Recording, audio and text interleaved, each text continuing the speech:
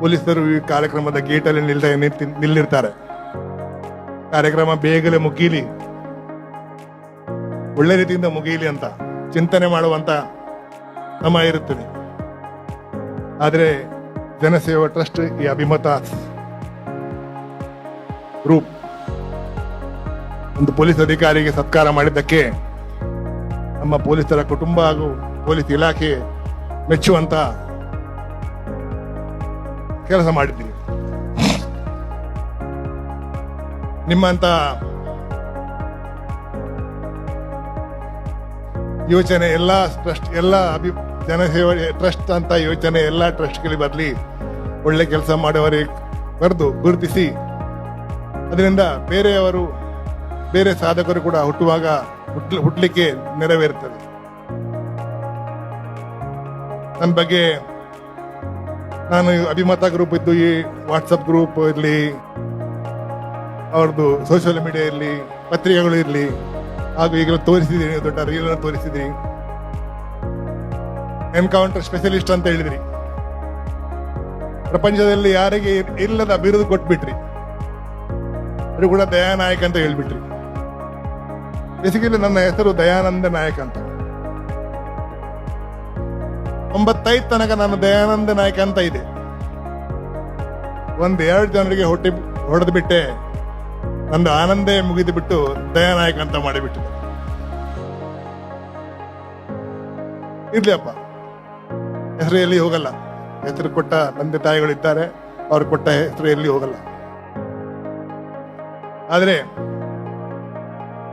ನಾನು ಈ ಉಡುಪಿ ಜಿಲ್ಲೆಯ ಕರ್ನಾಟಕದಿಂದ ಬೊಂಬೆಗೆ ಯಾರಿಗೆ ಕೊಲ್ಲಿಕ್ಕೆ ಅಂತ, ಯಾರಿಗೆ ಗುಂಡು ಹೊಡ್ಲಿಕ್ಕೆ ಅಂತ ಹೋದಲ್ಲ. ನೋಡಿ ನನ್ನ ಮುಖ, ಯಾರು ಕೊಲ್ಬೋದು ಯಾರಿಗೆ? ಹಾಗೆ ಮನುಷ್ಯನೂ ಅಲ್ಲ. ನನ್ನ ಕರ್ತವ್ಯದ ಆದ ಅಪಘಾತಗಳು ಇದೆಲ್ಲ ಮಾಧ್ಯಮಗಳು ಬರೆದು ನನಗೆ ಈ ಒಂದು ಬಿರುದು ಕೊಟ್ಬಿಟ್ರು, ಎನ್ಕೌಂಟರ್ ಸ್ಪೆಷಲಿಸ್ಟ್ ಅಂತ. ಯಾರಿಗೂ ಇಲ್ಲ, ಅದು ಬಹಳ ಕಡಿಮೆ ಜನರಿಗಿದೆ. ಅದು ಕೂಡ ಮೀಡಿಯಾದಲ್ಲಿ ಮತ್ತು ಈ ಚಿತ್ರಕಥೆಯಲ್ಲಿ ಹೆಚ್ಚು ತೋರಿಸ್ತಾ ಇದ್ದಾರೆ. 2 ಜನ ಹೊಡ್ತಾ ಇದ್ರು, ಗುಂಡು ಹೊಡಿತಾ ಇದ್ದೇನೆ, ಹಾಗೆಲ್ಲ ಹೊಡಿತಿಲ್ಲಪ್ಪ ನಾವು. ಬೇನುಗಡೆ ಗುಂಡು ಹೊಡೆದಿರ ನಾವು. ಚಿತ್ರಗಳಲ್ಲಿ ರಾಂಗ್ ಇದೆ ಅದು.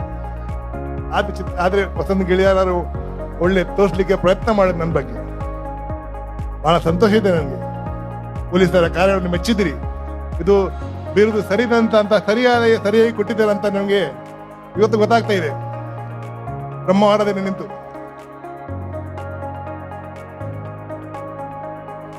ಈಗಾಗಲೇ ನಮ್ದು ನ್ಯಾಯದ ಪುಸ್ತಕ ಬದಲಿಯಾಗಿದೆ, ನಿಮ್ಗೆ ಗೊತ್ತಿರ್ಬೋದು. BNS ಅಂತ ಆಗಿದೆ, IPC IAS ಎಲ್ಲ CRPC ಹೋಗಿ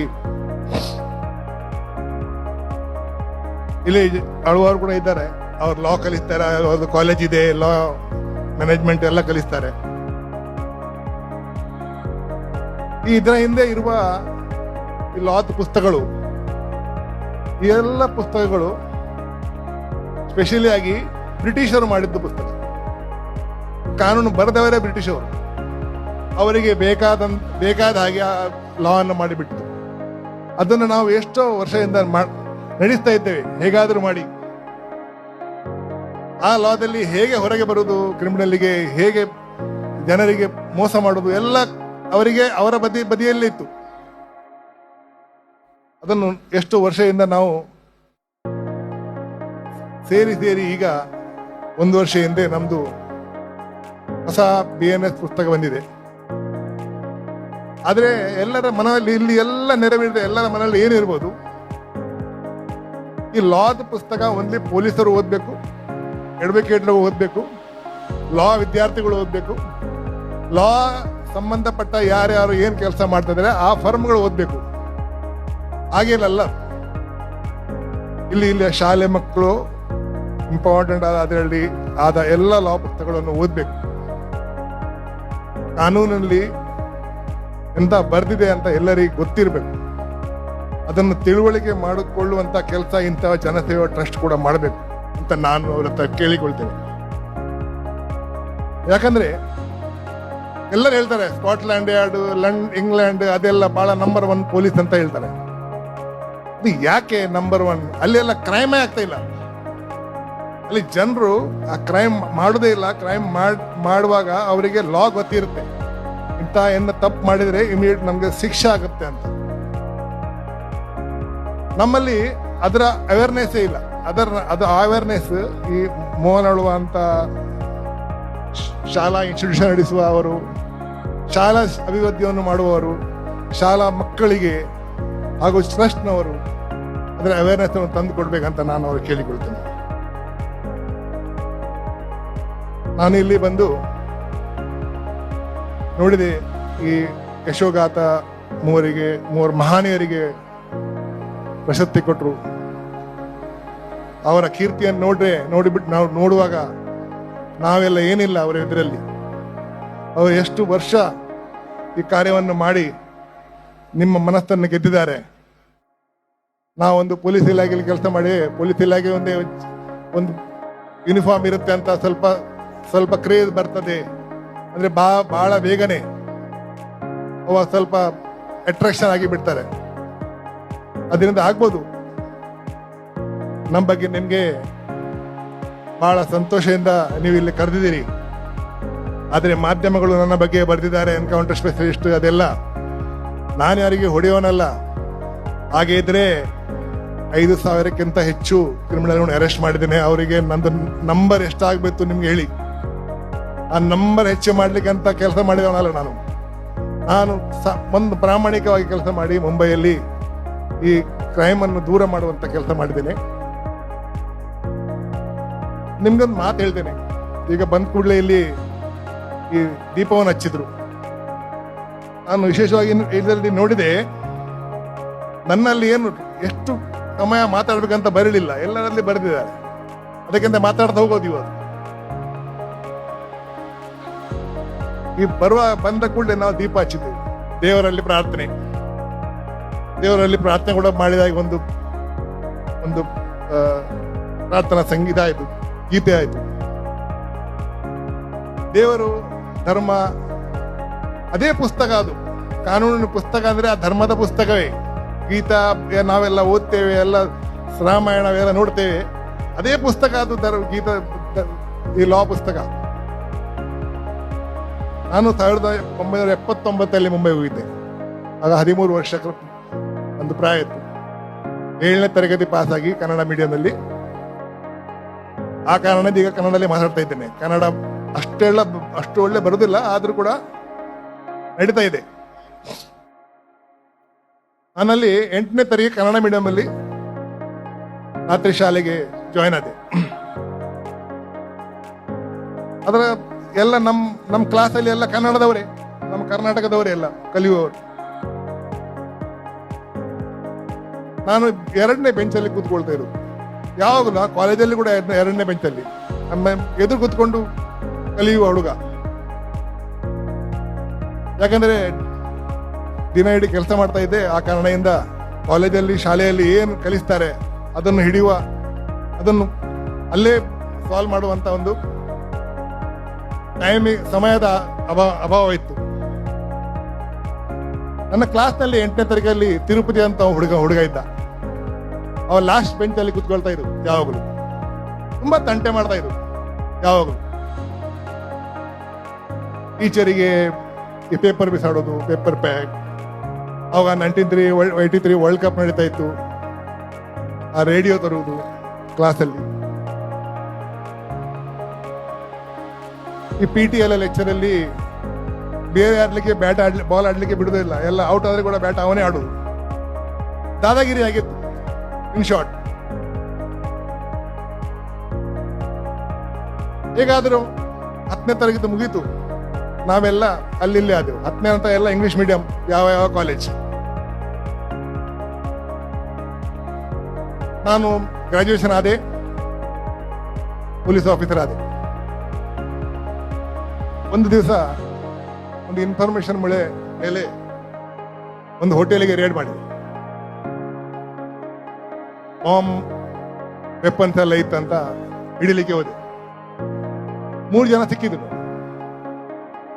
ಅವರಿಗೆ ತಂದು ವೆಹಿಕಲ್ ಅಲ್ಲಿ ಕೂತ್ಕೊಳ್ಳಿಸ್ತೀನಿ ನಾನು ಆಫೀಸಿಗೆ ಕೊಂಡೋಗ್ಲಿಕ್ಕೆ. ಆ 3ನೇ ಹುಡುಗ ಇಳಿದ ಅಣ್ಣ ಗುರ್ತಾಂಡ ಯಾನ್ ತಿರುಪತಿ ಅಂತ ಹೇಳಿ.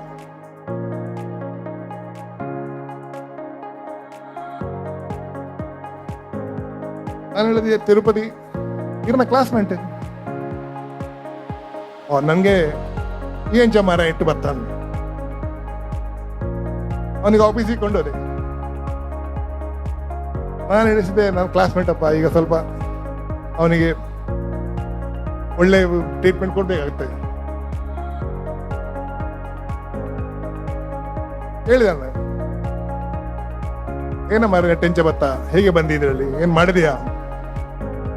9 ಮರ್ಡರ್ ಮಾಡಿದ್ದೇನೆ, ಇವತ್ತು 10ನೇ ಮಾಡೋ ಇದನ್ನ ಹಿಡಿದು ಬಿಟ್ರಿ ಅಂತ ಹೇಳಿದ. 9 ಮರ್ಡರ್ ಮಾಡಿದ ಅವನಿಗೆ ನನ್ಗೇನು ಬಿಡ್ಲಿಕ್ಕೆ ಆಗಲ್ಲ, ನಾನು ಪೊಲೀಸ್ ಅಧಿಕಾರಿ, ನನ್ನ ಮೇಲೆ ಕಾನೂನು ಇದೆ. ಅವನಿಗೆ ಇದು 1997 ಅಲ್ಲಿ ಆದದ್ದು. 14 ದಿವಸ ನನ್ನ ಹತ್ರ ಕಸ್ಟಡಿಯಲ್ಲಿ ಇದ್ದ. ಒಳ್ಳೆ ಅವನಿಗೆ ಟ್ರೀಟ್ಮೆಂಟ್ ಕೊಟ್ಟೆ. ಒಂದ್ ದಿವಸ ಮನೆಯಿಂದ ಊಟ ಕೂಡ ತಂದು ಕೊಟ್ಟೆ. ಒಂದ್ ದಿವಸ ಅವನಿಗೆ ಗಾಡಿಯಲ್ಲಿ ವೆಹಿಕಲ್ ಅಲ್ಲಿ ತಿರುಗಾಡಿಸ್ಲಿಕ್ಕೆ ಕೊಂಡೋಗಿದೆ. ಇನ್ನು ಗೊತ್ತಿ 2 ವರ್ಷ ಹೊರಗೆ ಬರೋದಿಲ್ಲ, ಒಳಗಿರ್ತಾನೆ. ಬಿಡ್ಲಪ್ಪ, ನನ್ನ ಕ್ಲಾಸ್ಮೇಟ್ ಆಗಿದ್ದ ಅಂತ. ನಾನು ಅವನಿಗೆ ಕೇಳಿದೆ, ಹೇಗೆ ಮರ ಇದೆಲ್ಲ ಯಾಕೆ ಇದೆ? 10ನೇ ಕಲಿತ ನಂತರ ಯಾರು ಮಾರ್ಗದರ್ಶನ ಕೊಡ್ಲಿಲ್ಲ, ಏನ್ ಮಾಡೋದಂತ ಗೊತ್ತಿಲ್ಲ, ಗ್ಯಾಂಗ್ ಸೇರಿಬಿಟ್ಟೆ, ಇದಾಯ್ತು.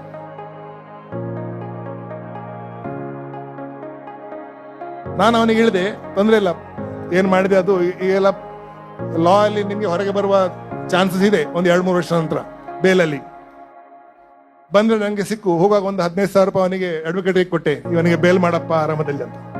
ಯಾಕಂದ್ರೆ ಕ್ಲಾಸ್ಮೇಟ್ ಅಂದ್ರೆ ಕ್ಲಾಸ್ಮೇಟ್, ಊರಿನವರು, ಕರ್ನಾಟಕ, 2-3 ಅಫೆಕ್ಷನ್ ಒಟ್ಟಿಗಿದೆ. 2.5 ವರ್ಷ ನಂತರ ಹೊರಗೆ ಬಂದವ. ಹೊರಗೆ ಬಂದು ನಂಗೆ ಸಿಕ್ಕಿದ. ಇಳಿದ ಹೊರಗೆ ಬಂದೆ. ನನಗೆ ಏನು ಪೊಲೀಸರು ಏನು ಡೈಲಿ ಕರೆಸ್ತಾರೆ, ಅದಕ್ಕೆ ನಾನು ಹೆಲ್ಪ್ ಮಾಡ್ಬೋದು ಅಂತ ಹೇಳಿದೆ. ಊರಿಗೆ ಹೋಗು, ನಾನು ಒಂದು 10,000 ರೂಪಾಯಿ ಕೊಟ್ಟೆ. ಊರಿಗೆ ಹೋಗು, ಸ್ವಲ್ಪ ದಿವಸ ಅಂತ ಏನಿಗೆ ಎಲ್ಲ ಕೆಲಸ ನೋಡ್ತೇನೆ, ಒಳ್ಳೆ ಜೆಂಟಲ್ಮ್ಯಾನ್ ಆಗಿರು ಅಂತ, ಹೊಸ ಲೈಫ್ ಸ್ಟಾರ್ಟ್ ಮಾಡುವಂತ. ಒಂದು 2-3 ತಿಂಗಳ ನಂತರ ಒಂದ್ ದಿವಸ ಬೆಳಿಗ್ಗೆ ಎದ್ದು ಪೇಪರ್ ನೋಡ್ತೇನೆ, ಫ್ರಂಟ್ ಪೇಜ್ ಅಲ್ಲಿ ತಿರುಪತಿ ಫೋಟೋ ಇದೆ. ತಿರುಪತಿ ಶಾರ್ಟ್ 1 more ಅಂತ. ಇನ್ನೊಂದು ಜನ ಕೊಂಡ್ ಬಿಟ್ಟವ. ಅಂದ್ರೆ ಒಮ್ಮೆ ಆ ದಾರಿಗೆ ಹೋದವ ಹೊರಗೆ ಬರುದಿಲ್ಲ. ನೋಡಿ, ತಿರುಪತಿ ಮತ್ತೆ ನಾನು ಒಂದೇ ಕ್ಲಾಸಲ್ಲಿ ಕಲ್ತದ್ದು, ಒಂದೇ ಟೀಚರ್ ಕಲಿಸಿದ್ದು, ಅದೇ ಬೆಂಚು, ಅದೇ ಪುಸ್ತಕ, ಅದೇ ಪೆನ್ನು, ಅದೇ ಪರೀಕ್ಷೆ. ಅವ 10 ಜನ ಕೊಂದಿದ್ದಾನೆ, ನಾನು 86 ಜನ ಕೊಂದಿದ್ದೇನೆ. ನಾನು ನಿಮ್ಮ ಮುಂತಿದ್ದೇನೆ. ಅವ 10 ಜನ ಕೊಂದು ಕೂಡ ಈ ಪ್ರಪಂಚದಲ್ಲಿ ಇಲ್ಲ, ನಾನು ನಿಮ್ಮ ಮುಂದೆ ಇದ್ದೇನೆ. ಅದೇ ಧರ್ಮ. ಧರ್ಮ ಕಲಿಸ್ತದೆ, ಸತ್ಯದ ಸೈಡ್ಗೆ ಹೋಗಿ ನಿಲ್ಲಿ, ನಿಮ್ಗೆ ಏನಾಗಲ್ಲ. ನಾನು ಮಾಡಿದ ಕೆಲಸ ಧರ್ಮದ ಕೆಲಸ, ನನ್ಗೆ ಗೊತ್ತಿದೆ. ಎಷ್ಟು ಏನು ಕೂಡ ಆಗಲಿ, ನಾನು ಕರ್ನಾಟಕದಿಂದ ಹೋಗಿ ಪೊಲೀಸ್ ಅಧಿಕಾರಿ ಆದವ, ಫಸ್ಟ್ ಪೊಲೀಸ್ ಆಫೀಸರ್ ಕನ್ನಡದಲ್ಲಿ ಕಲ್ತವ.